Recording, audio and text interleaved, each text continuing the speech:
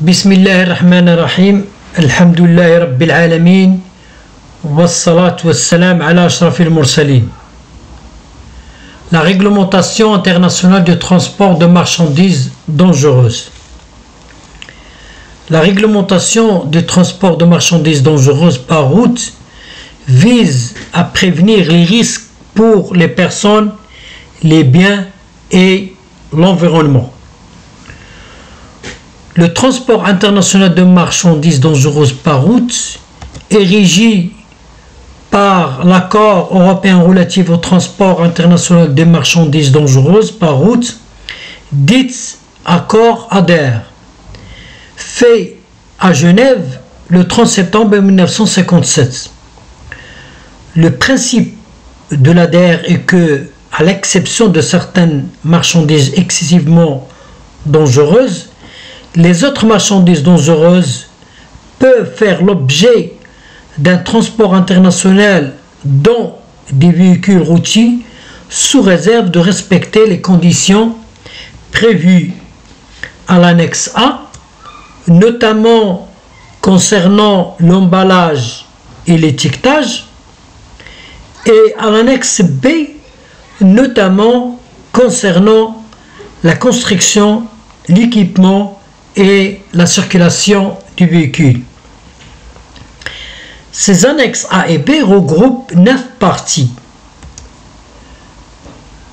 Partie 1. Les thèmes abordés dans cette partie: exemption pour bénéficier, exemption totale ou partielle, définition et les unités de mesure, formation des personnes intervenant dans le transport des marchandises dangereuses, obligation de sécurité des intervenants de transport de marchandises dangereuses, tâches de conseil à la sécurité, restrictions dans les tunnels et dispositions concernant la sûreté. Cette partie concerne tous les opérateurs. Partie 2. Dispositions relatives aux diverses classes de la matière dangereuse. Cette partie concerne les fabricants.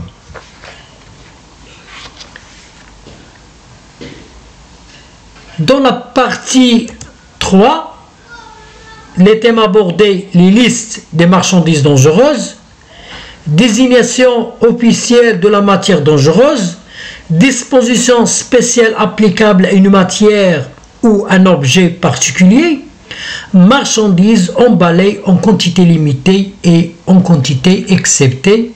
Cette partie concerne tous les opérateurs. Partie 4 traite les dispositions relatives à l'utilisation des emballages et des citernes. Cette partie concerne les emballeurs et remplisseurs.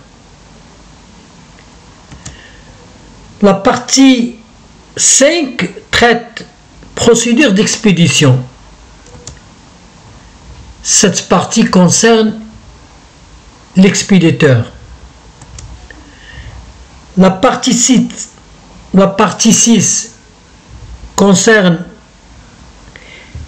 traite les prescriptions relatives à la construction des emballages, des citernes et des conteneurs. Cette partie concerne les constructeurs.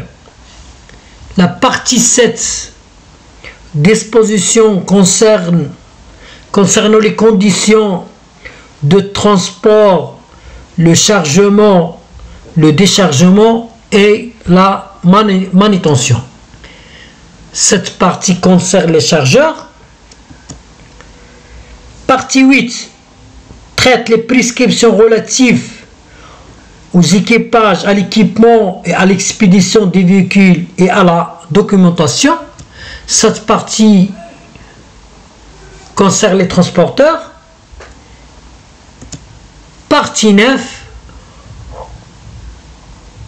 des prescriptions relatives à la construction et à l'agrément des véhicules. Cette partie concerne les fabricants des véhicules.